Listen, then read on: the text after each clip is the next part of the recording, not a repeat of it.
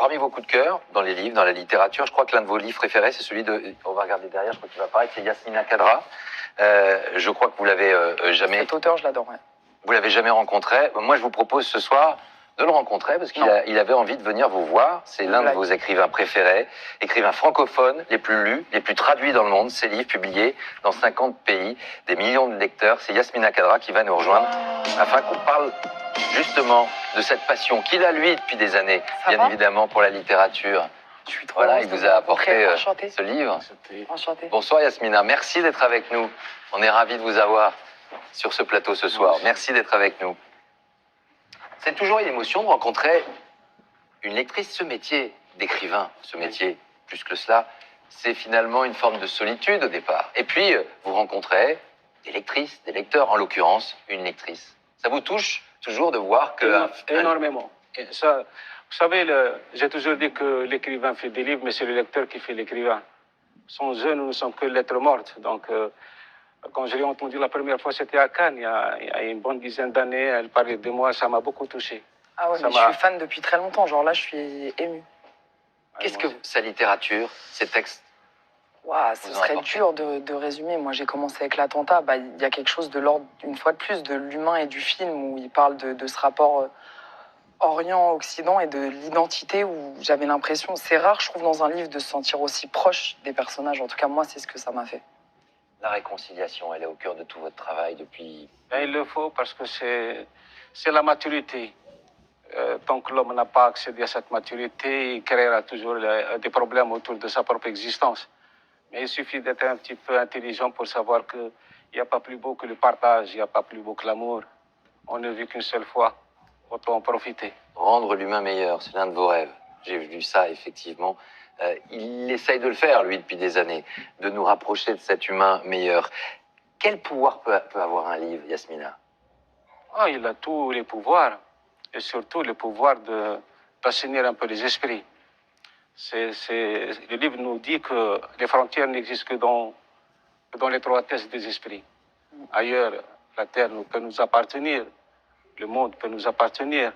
Moi, je voyage beaucoup et je rencontre partout le même respect, la même compréhension.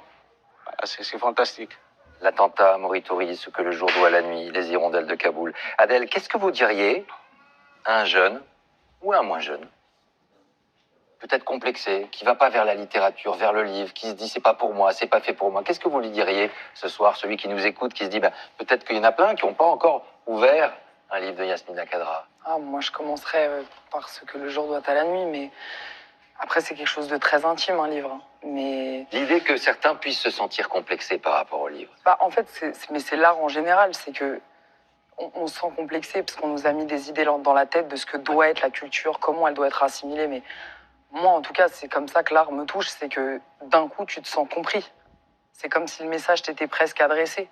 Et c'est rare aujourd'hui de se sentir compris et c'est quelque chose qui peut faire extrêmement du bien et profondément dans tes racines, dans qui tu es, dans où tu en es à ce moment-là dans ta vie. Donc, je pense qu'on ne devrait pas refuser entre nous que ce soit le geste de se donner un livre ou de... C'est comme quand quelqu'un te fait découvrir une musique que tu n'avais jamais entendue et que tu te dis « t'as l'impression qu'on te connaît en plus, encore plus ». Donc non, je pense que de toute façon, il faut être curieux. Yasmina Khadra, il y a des livres qui vous ont transformé, vous? Absolument, oui. Et, surtout, moi, je suis né dans un livre. Je dis toujours que la fiction me venge de l'affliction du réel.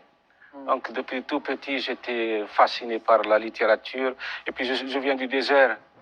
Je suis né dans le désert et dans le désert, tout le monde est poète. La musicalité d'une dune vous raconte. Un vent vous raconte, tout vous emporte. Et donc, quand j'étais jeune, je lisais beaucoup les livres pour enfants, La Comtesse de Ségur. Mais les livres qui m'ont marqué, c'est surtout, il y a l'écrivain égyptien Taha Hussein avec L'Arbre de misère et Saint-Exupéry avec Le Prince. Moi, j'ai toujours pensé que j'étais le petit prince, justement, de ce roman. Vous, l'ancien militaire de l'armée algérienne devenu écrivain, qui échappera à la censure en adoptant un pseudonyme, dans ce livre, Les Vertueux, qui est une nouvelle fresque qui nous replonge en France, en 1914, et bien évidemment en Algérie, il y a toujours cette notion de rapprochement, de réconciliation. Dans ce livre, les premières pages, vous dédiez ce livre à votre mère qui ne savait ni lire ni écrire et qui vous a inspiré. Vous qui avez aujourd'hui l'une des plus belles plumes francophones de la littérature? Quel parcours et quelle histoire? C'est une histoire toute simple, c'est l'histoire d'un rêve. Et je dis toujours aux jeunes, quand je les rencontre, bon, il faut absolument croire dans vos rêves. Même si vous n'arriverez pas à le réaliser, vous aurez au moins l'excuse d'y avoir cru. Et c'est ça qui nous aide à avancer dans la vie. Et donc, voilà, c'est magnifique. Moi, surtout ce livre-là, c'est mon plus beau texte parce que je l'ai écrit pour ma mère.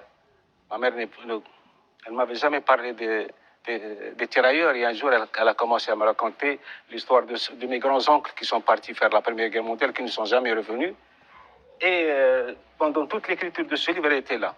C'est elle qui me dictait pratiquement mot à mot les phrases, les figurances. Et mon personnage lui ressemble beaucoup. Beaucoup pensent que c'est moi, Yacine, mais en vérité, c'est ma mère. Yasmine Nakada a parlé des rêves. Vous en avez encore beaucoup, vous, des rêves? Ouais, j'en ai plein. Plein. Ouais. Ça se sent. Et on le sait. Est-ce qu'elle a lu déjà celui-là? Elle a Les Non, vertus. j'ai pas Oh, lu celui-là. Hein? Je pense qu'elle J'ai sera pas très lu heureuse de celui-là. le lire, Eh celui-là. ben, ça, c'est une édition spéciale, hors commerce. Il n'y a que 9 exemplaires. Et l'un, il est pour vous. Oh, merci beaucoup, c'est gentil. Je peux venir le prendre. Bah, bien sûr. Merci, c'est trop gentil. Merci. Voilà. Merci C'est beaucoup. bon.